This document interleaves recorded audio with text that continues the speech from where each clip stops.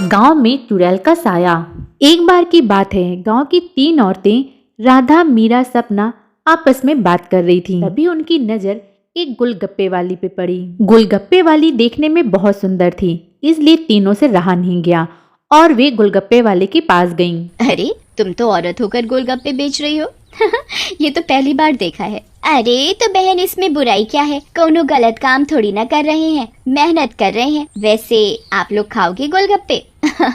बातें तो बहुत अच्छी बनाती हो। चलो देखते हैं गोलगप्पे कैसे हैं। तब राधा और मीरा गोलगप्पे खाने लगती हैं।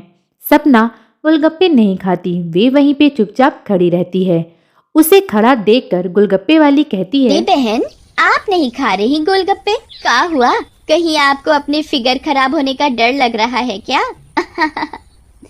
अरे नहीं नहीं, ऐसी बात नहीं है। मैं बस बाहर का सामान कम खाती हूँ और कोई बात नहीं। इन दोनों को खाने दो। राधा और मीरा गोलगप्पे खाने के बाद गोलगप्पे वाली से कहती हैं, अरे वाह गोलगप्पे वाली, क्या गोलगप्पे हैं।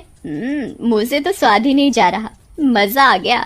ऐसे गोलगप्पे मैंने जिंदगी में कभी नहीं खाए।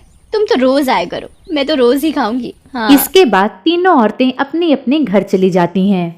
अगली सुबह जब सपना पानी लेने के लिए कुएं में जाती है तो गांव की कुछ औरतें उससे बताती हैं कि राधा और मीरा अपने घर पे नहीं हैं, वे अपने घर से गायब हैं। ये सुनकर सपना आश्चर्य में पड़ जाती है और सोच में पड़ जाती है कि वे कहाँ चली गईं।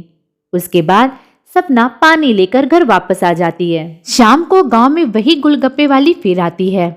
चिंटू और मिंटू नाम के 2 लड़के उसे देखते हैं। गोलगप्पे वाली देखने में तो बहुत सुंदर थी ही, इसलिए उन दोनों से भी नहीं रहा जाता और वे गोलगप्पे वाली के पास जाते हैं और उससे कहते हैं, ए गोलगप्पे वाली, क्या गोलगप्पे खिलाएगी हम दोनों को? आप दोनों भी कैसी बातें करते हैं। ये गोलगप्पे क्या मैंने पानी भरकर होली में मारने के लिए रखे हैं? आप बहुत मजाक किया हो मेरी तरह। वैसे क्या नाम है आपका? नाम में क्या रखा है साहब? आप गोलगप्पे खाइए ना, अगली बार आऊंगी तो नाम भी पता चल जाएगा। फिर चिंटू और मिंटू गोलगप्पे खाने लगते हैं। वाह, क्या गोलगप्पे हैं, इतने टेस्टी। लगता है तुम्हारे हाथ चूम लूं। फिर चिंटू और मिंटू गोलगप्पे वाले के सारे गोलगप्पे खा जाते हैं। ज्यादा गोलगप्पे खा जाने की वजह से चिंटू और मिंटू के पेट में दर्द होने लगता है और उनका पेट भी खराब हो जाता है। वे दोनों एक दूसरे को अपना हाल बता ही रहे थे कि तभी वहां पर गोलगप्पे वाली भी आ जाती है। इतनी रात को गोलगप्पे वाली को देखकर वे दोनों चौंक जाते हैं। वे दोनों उससे कुछ पूछते उससे पहले ही वे अपने असली रूप में आ जाती है। गोलगप्पे वाली की इस रूप को देखकर वे दोनों डर जाते हैं और वहां से भाग खड़े होते हैं। लेकिन चुड़ैल उन दोनों को पकड़ लेती है और उन दोनों को मार डालती है और वहां से चली जाती है। इसके बाद मानो ये रोज की बात हो गई थी। रोज वे चुड़ैल गोलगप्पे वाली बनकर आती, लोगों को गोलगप्पे खिलाती और रात में उन्हें मार डालती। इस घटना से गांव वाले बहुत परेशान हो जाते हैं और वे एक पंचायत बुलाते हैं जिसमें सपना भी जाती है। गांव में होने वाली इन हत्याओं के बारे में किसी को भी कुछ भी नहीं पता था कि इन हत्याओं को कौन कर रहा है और इसके पीछे किसका हाथ है। जब पंचायत में कोई भी हल नहीं निकला तो सब अपने अपने घर चले गए। उसी शाम को चुड़ैल गोलगप्पे वाली बनकर फिर आती है।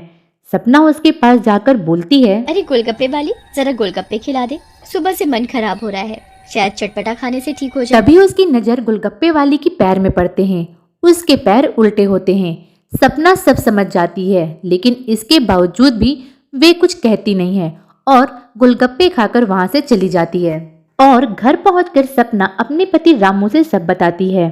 चुड़ैल की बात सुनकर रामू सपना से कहता है, तुम पागल हो गई हो। अगर उस गोलगप्पे वाली पर तुम्हें शक था तो तुमने गोलगप्पे क्यों खाए और अपनी जान जोखिम में क्यों डाली? तब हंसते हुए सपना रामू से कहती है, मैंने अपनी जान जोखिम में नहीं डाली। तुमने एक बात पर ध्यान नहीं दिया।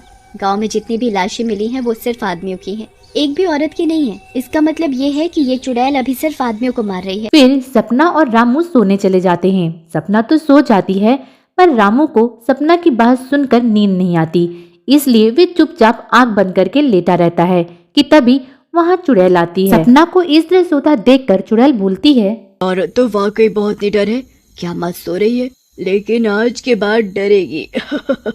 इतना कहकर चुड़ैल सोती हुई सपना को उठा लेती है और जंगल की तरफ चल देती है। रामू भी चुड़ैल के पीछे पीछे चल देता है। कुछ देर में चुड़ैल एक गुफा के सामने पहुंच जाती है। गुफा के सामने पहुंचते ही गुफा का दरवाजा खुल जाता है और चुड़ैल गुफा के अंदर चली जाती है। चुड़ैल के पीछे पीछे रामू भी गुफा के अंदर आ जाता है। चुड़ैल सपना को लेकर एक अंधेरे कमरे में आ जाती है। कमरे में जैसी ही रोशनी होती है तो सपना देखती है कि यहाँ पर गांव की बाकी औरतें भी हैं और साथ में उसकी सहेली राधा और मीरा भी हैं। सपना चुड़ैल से कुछ पूछती कि तभी उसका पति रामू हाथ पे मसाल लेकर वहां आ जाता है।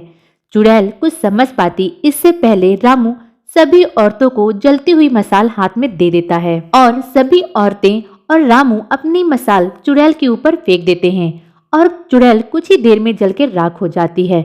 और इस तरह रामू और सपना की मदद से बाकी औरतें छूट जाती हैं और गांव चुड़ैल से मुक्त हो